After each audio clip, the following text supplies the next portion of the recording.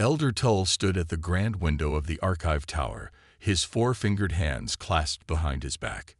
His pale blue skin wrinkled at the edges of his wide-set eyes as he gazed out at the gleaming city of Unity. The capital of Haven looked the same as it had for thousands of years, peaceful, orderly, and safe. 10,000 years without a single act of violence, he whispered to himself, pride evident in his soft voice. The door slid open with a gentle hiss, and his assistant Pym entered. Though young by Haven standards, only 80 years old, Pym had proven himself worthy of being the second in command of Haven's small security force.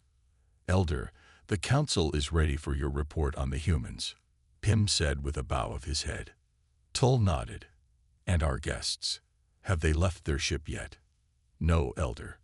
Their vessel remains in orbit. They are waiting for your permission to land." Tull turned from the window and picked up a thin, glowing tablet. On it were the basics about the newcomers seeking to join the Galactic Council, humans from a planet called Earth. The information was concerning, to say the least. "Is it true, Elder?" Pym asked, his voice low. "The reports about their planet?" Tull sighed. "Yes. Their world is filled with creatures that kill each other for food. Predators and prey. The humans themselves evolved as omnivores capable of both gathering plants and hunting animals." Pym's eyes widened. "But that means they have predatory instincts," Tull finished. "The only species with such instincts ever to seek council membership. How did they even develop space travel with such violent beginnings?" Pym wondered. Tull tapped the tablet, bringing up more information. "That's what makes them interesting. Despite their nature, they built complex societies. They fight among themselves, yes, but they also cooperate in ways our scientists find fascinating." As they walked from the archive tower toward the council chambers, citizens of many species bowed respectfully to Elder Tull. Some had feathers, others scales or smooth skin of various colors. But all had evolved on worlds without large predators. All had developed in environments where cooperation was the obvious path. None had the human's background. The great hall of the council was a massive dome of translucent crystal. Sunlight filtered through, creating patterns on the floor that shifted throughout the day. 1,000 seats arranged in perfect circles gave each council member an equal voice, a physical representation of Haven's core values. "The shield readings remain perfect, Elder," reported a technician as Tull passed, "as they have been since the ancients installed them." Tull nodded. Haven's planetary shield was the true reason for its perfect safety record. The naturally occurring energy field that surrounded the planet had a unique property. It neutralized any object or energy designed to cause harm. Weapons simply stopped working when brought to Haven. It was why the Galactic Council had chosen this location for its headquarters millennia ago. Taking his position at the center of the council chambers, Tull activated the communication system. The faces of 200 council members appeared on floating screens around him, while 800 more sat physically present in the chamber. "Esteemed members of the Galactic Council," he began, his voice carrying through the perfect acoustics of the hall. "Today we welcome a new species seeking to join our community. As is tradition, I have reviewed their history and biology." He paused, choosing his words carefully. "The humans are unlike any species we have encountered before. Their world is harsh by our standards. Their bodies contain natural defense systems evolved for conflict. They possess adrenaline, which can temporarily enhance their strength. They have instincts that prepare them to fight or flee from danger." Murmurs spread through the hall. A council member stood, her long neck extending upward. "Are you suggesting they might pose a danger to Haven?" Tull shook his head. "The shield will neutralize any weapons they bring. As for their natural abilities, they are just different, not necessarily dangerous. And their request to join us suggests they value peace." The vote was quick and unanimous, as most votes on Haven were. The humans would be welcomed. As Tull sent the landing coordinates to the human ship, He couldn't help but wonder if Haven's perfect safety record was about to change. The human ship landed with a soft hum on Haven's main landing pad. Unlike the rounded, smooth ships of most Council species, the human vessel had angles and visible thrusters. It looked ready to move quickly if needed. Elder Tull stood at the front of the welcoming committee, flanked by representatives from 12 major Council species. A soft melody played from hidden speakers, the traditional welcome song of Haven. "They're taking a long time to exit," whispered Pym after several minutes passed. Tull nodded. "Their reports say they always check their surroundings before entering new environments." Finally, with a mechanical hiss, the ship's door opened. A ramp extended to the ground, and 5 humans walked out, blinking in the bright light of Haven's twin suns. The lead human, Ambassador Jack, was taller than Tull expected. His skin was a light brown, his hair dark and cut short. He wore a simple blue uniform with a small symbol on the chest. The other 4 humans stayed slightly behind him, their eyes constantly moving, scanning everything. "Welcome to Haven," Tull said, raising his 4-fingered hands in the universal greeting gesture. "I am Elder Tull, keeper of Haven's archives and head of security." Jack smiled, showing his teeth, an expression that caused several council members to step back instinctively. On their worlds, baring teeth was often a threat display. "Thank you for your welcome, Elder Tull," Jack said, his voice deeper than those of most Haven species. "Earth is honored to be considered for council membership." Tull led the humans through the great plaza toward the visitor quarters. Crowds of citizens gathered to see the newcomers, keeping a respectful distance. Many had never seen humans before except in data transmissions. "Your security measures seem minimal," said a human female who had introduced herself as Officer Mira. Her hand kept moving to her hip where, Tull guessed, she would normally carry a weapon. "Haven has no need for extensive security," Tull explained. "Our shield prevents any weapon from functioning on our planet. We haven't had a violent incident in 10,000 years." The humans exchanged glances that Tull couldn't interpret. "No offense, Elder," Jack said carefully, "but any system can fail. What's your backup plan if the shield goes down?" The question shocked Tull. The shield doesn't fail. It never has." "Impressive," Jack said, but his tone suggested he wasn't entirely convinced. They arrived at the ceremonial hall where a welcome display had been prepared. Tables with food from 100 worlds lined the walls. A group of young Haven natives, children from the Learning Center, waited to perform the dance of new friendship. As they entered, a server carrying a tray of crystal cups tripped on the smooth floor. The tray tilted, sending a ceremonial cup, an ancient artifact from Haven's early days, flying through the air. Without hesitation, Jack lunged forward, his body moving with startling speed. His hand shot out and caught the cup just inches from the floor. The entire hall fell silent. Jack stood up slowly, holding the delicate crystal cup carefully between his fingers. "Sorry about that," he said, smiling awkwardly at the stunned crowd. "Quick reflexes. Comes from growing up with 3 younger brothers." Tull stared in amazement. No Haven species could move that quickly. The reaction time alone was impossible by their standards. "Thank you," Tull said finally, taking the cup. "This is quite valuable to us." "No problem," Jack replied, but Tull noticed the other humans had moved closer together, forming what appeared to be a defensive posture. Later, as the children performed their dance, Tull observed the humans carefully. They smiled and applauded at the right moments, but their eyes never stopped moving.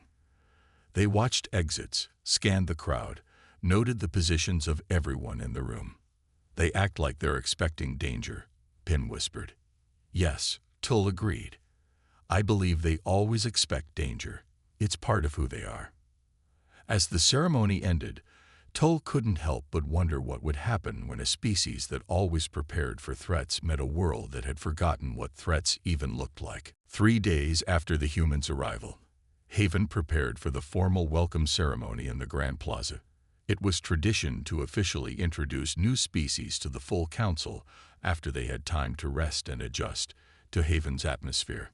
Ambassador Jack and his team had spent the time exploring the City of Unity, asking questions that often puzzled their guides.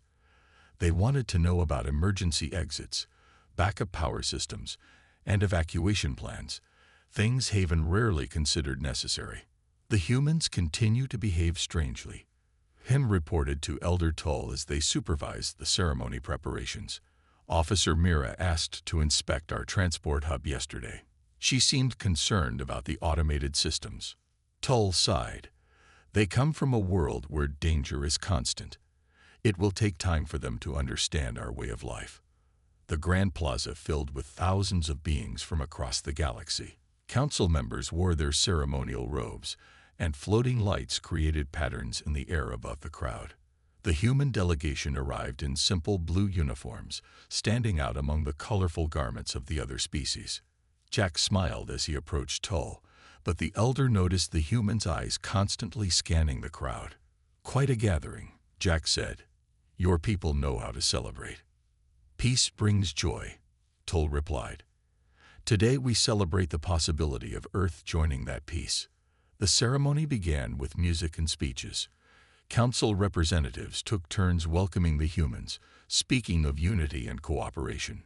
Jack prepared to give his response speech, stepping toward the central platform where a translator would help him address the crowd. No one noticed the small power fluctuation at first. In the transport hub half a mile away, a control system briefly went offline and then restarted with incorrect parameters.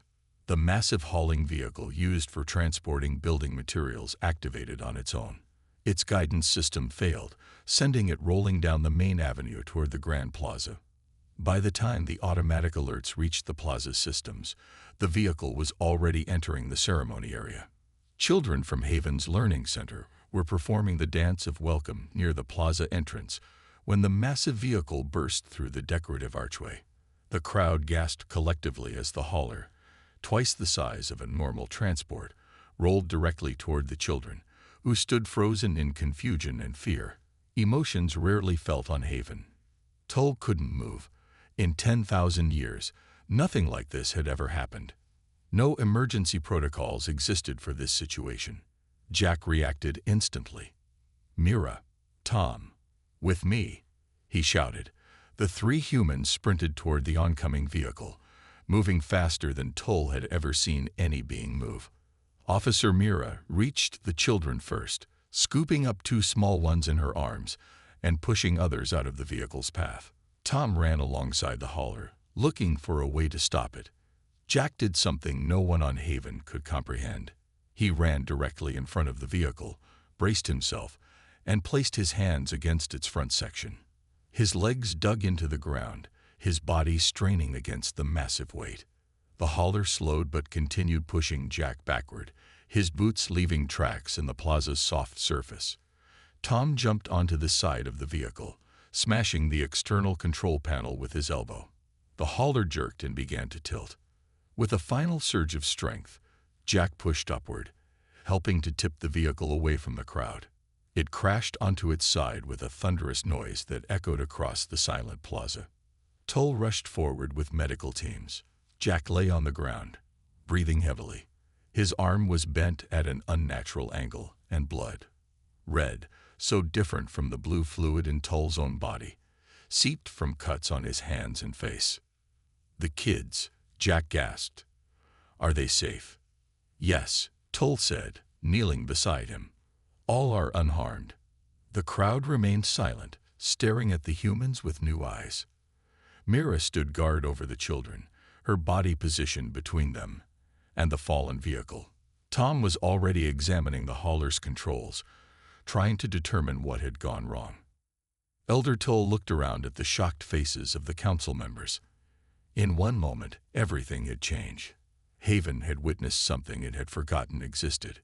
Heroism in the face of danger. The emergency council meeting that followed the hauler incident was unlike any in Haven's history.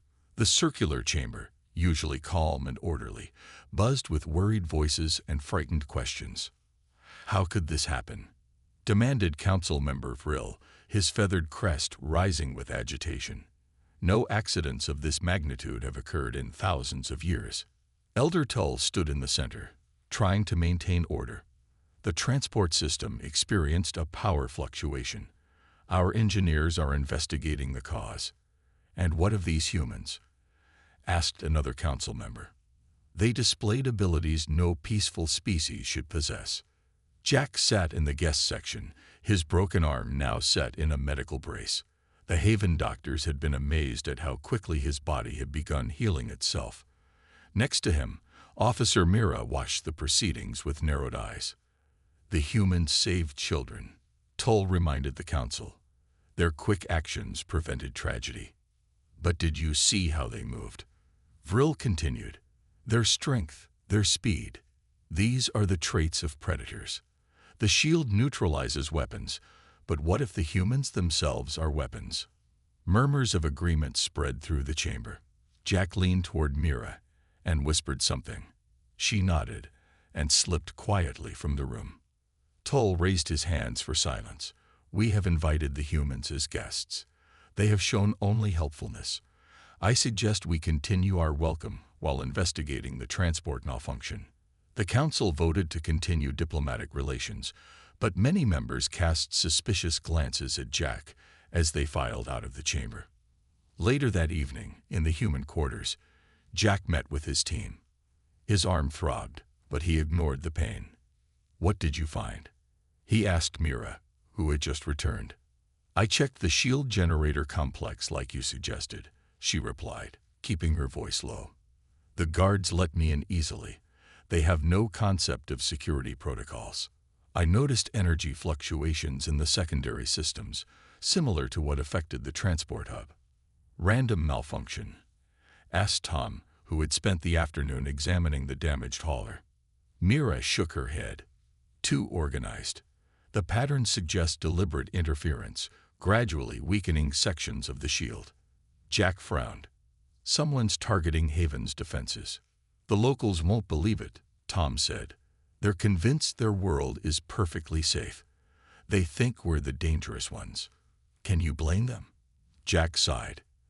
They've never needed to think about threats. We show up, and suddenly they're facing danger. In another part of the city, Elder Tull sat in the medical center, watching the sleeping children who had nearly been hurt in the incident. All were physically fine, but the doctors worried about emotional trauma, something rarely seen on Haven. Him entered quietly. Elder, the humans are behaving strangely again. Officer Mira was seen at the shield generator complex, asking questions about energy readings. Tull frowned. What interest would they have in our shield? Perhaps they seek to understand it, or to disable it, Pym suggested hesitantly. That's impossible, Tull replied. The shield has functioned perfectly for 10,000 years, yes, Pym finished. But Elder, what if the transport malfunction wasn't an accident? What if it's connected to the humans' arrival? Tull wanted to dismiss the idea immediately, but something stopped him. The coincidence was troubling. Have the engineers found the cause of the malfunction? He asked. They report unusual energy signatures in the system just before failure. They've never seen such patterns before. Tull stood up, his mind racing. Increase security at all critical systems. Tell no one of your suspicions about the humans. As Pym left, Tull looked out the window at the peaceful city. For the first time in his long life, he felt something new and uncomfortable. Doubt about Haven's perfect safety. In her quarters, Officer Mira sat alone, studying energy readings she had secretly recorded at the shield generator. Something was wrong with Haven's perfect defenses, and no one except the humans seemed prepared to face that fact. Deep in space, hidden behind the third moon of Haven, a dark ship waited. Inside, Captain Drez of the Void Collective watched a display showing Haven's shield strength. The weakening proceeds as planned, reported his second-in-command. Our devices are working perfectly. The shield will fail completely in 12 hours. Drez smiled, showing sharp teeth.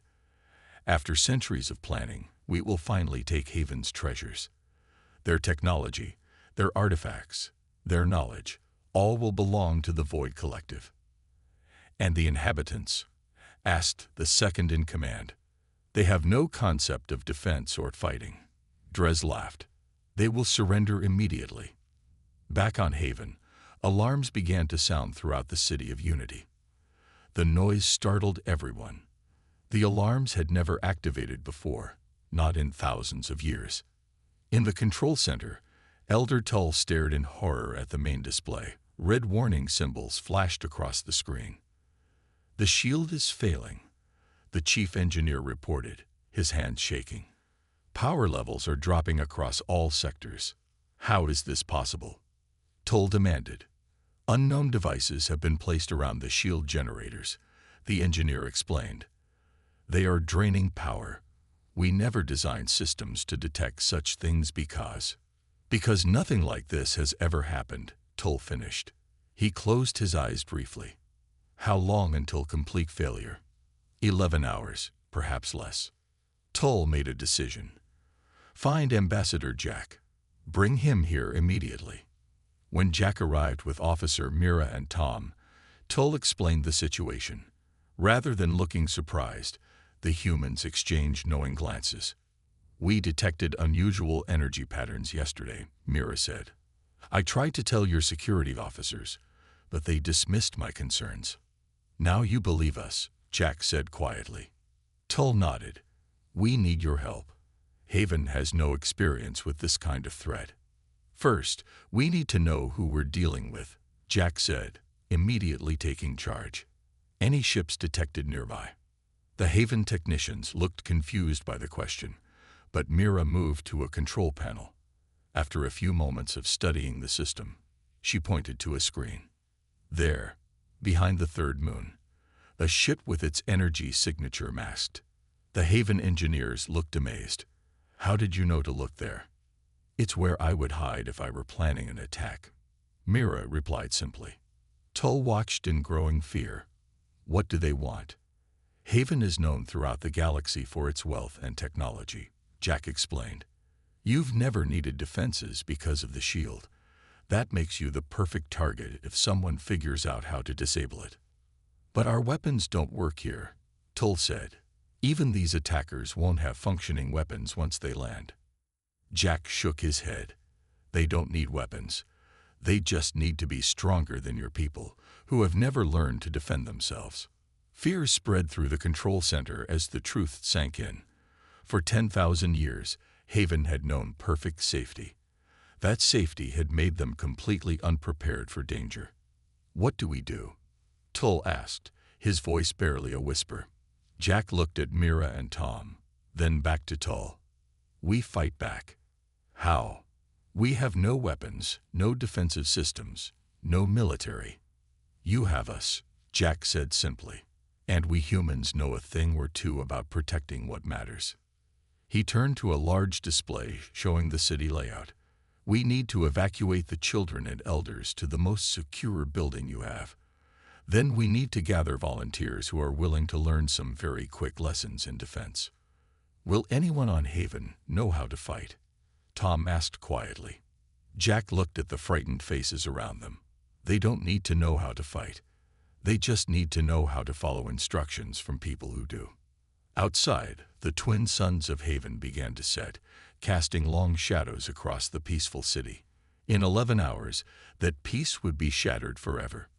The countdown to Haven's first battle had begun. The great hall of Haven's council building had transformed overnight.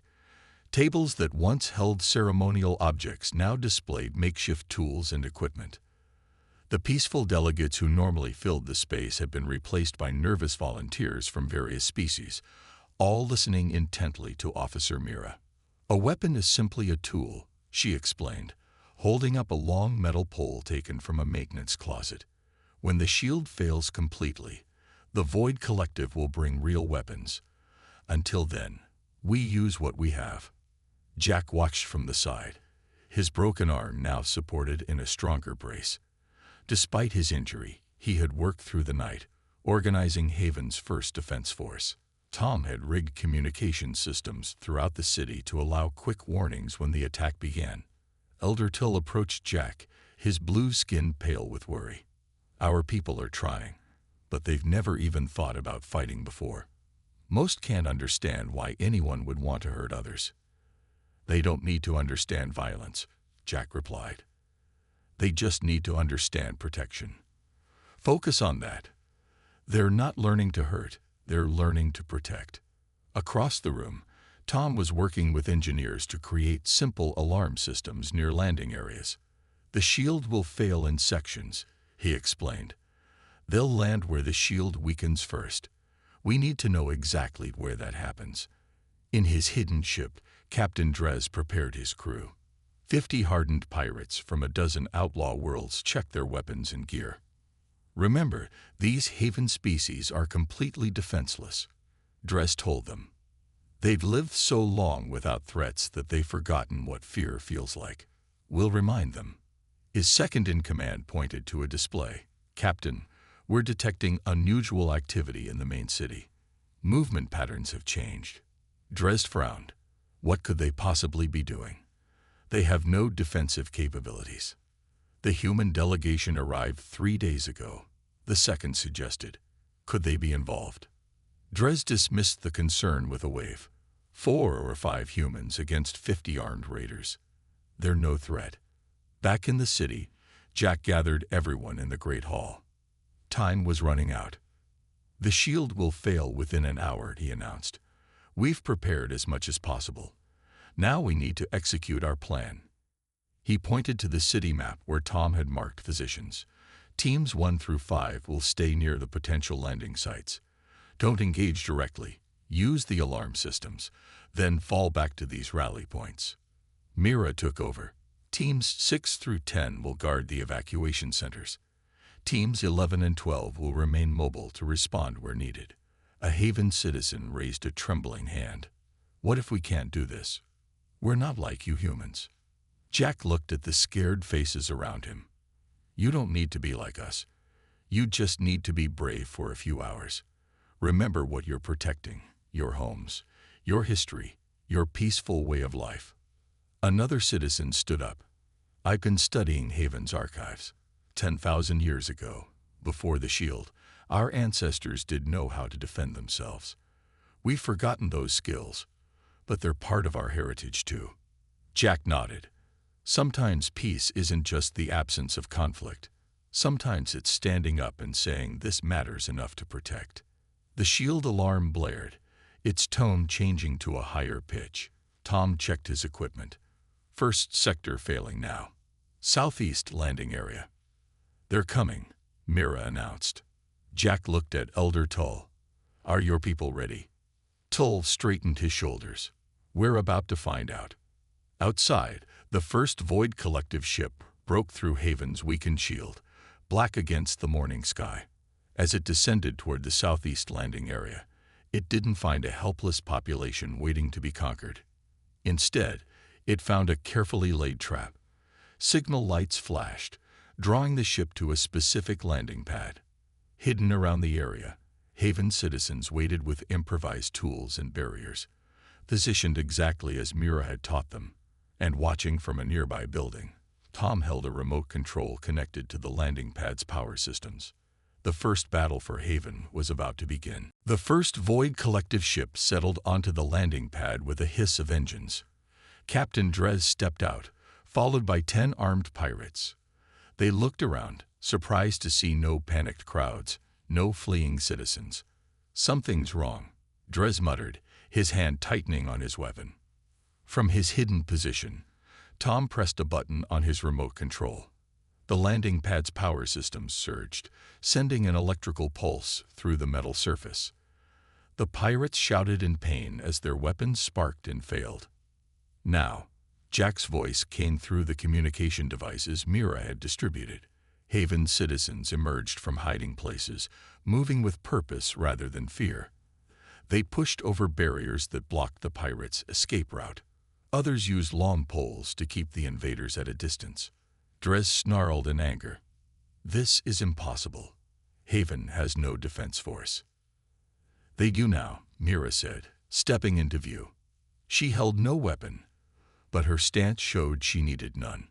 Across the city, 3 more Void Collective ships broke through the failing shield. Each one found a similar reception: carefully planned defenses coordinated by humans and executed by determined Haven citizens. In the central control room, Elder Tull watched the displays with amazement. "It's working," he whispered. "They're actually fighting back." Jack nodded, wincing as he moved his injured arm. "Not fighting. Defending. There's a difference." On the main landing pad, Drez regrouped his pirates. "Forget the plan. Take whatever you can. Hurt whoever gets in your way." The pirates charged toward the city center, but at each intersection, they found more barriers, more Haven citizens using simple tools and clever tactics to slow them down.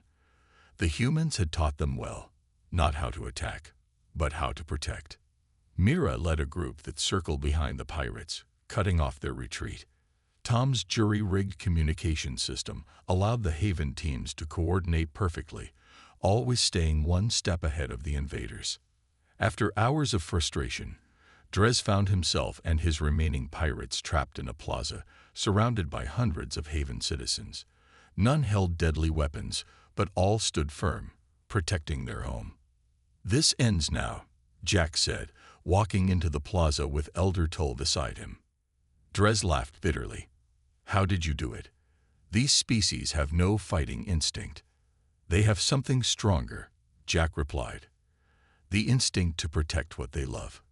The final Void Collective ships tried to retreat, but Haven's engineers had worked through the battle to partially restore the shield. The pirates were trapped. 2 days later, the emergency council session had a very different tone from any before. Elder Tull stood in the center, addressing the gathered representatives. "For 10,000 years, we believed safety meant the absence of threats," he said. "The humans showed us that true safety comes from being prepared to face threats when they arise." Council member Vril, who had been most suspicious of the humans, stood. "I was wrong about you," he said to Jack. "I thought your predatory traits made you dangerous. Now I see they made you exactly what Haven needed." Jack smiled. "On Earth, we have a saying: peace through strength. It doesn't mean looking for fights. It means being strong enough that others think twice before starting one." Tull raised his hands for attention. "I propose 2 motions. First, that Earth be immediately granted full council membership. Second, that we create Haven's first true security force, with human advisors to train our people." The vote was unanimous. Later, as the twin suns set over the city, Jack and Mira stood on a balcony overlooking the repairs already underway. Will Haven ever be the same? Mira wondered. Jack shook his head. "No, it will be stronger." Elder Tull joined them, carrying an ancient book. "I found something in our oldest archives. Before the shield, Haven's original settlers had a motto." He opened the book and read, "The most peaceful garden needs a gardener who knows how to protect it." "They understood," Jack said quietly. "We forgot," Tull replied. "But thanks to humans, we remember now." In the night sky above them, Haven's shield glowed stronger than it had in centuries, now supported by something the planet had lacked for 10,000 years: the will to defend peace, not just enjoy it.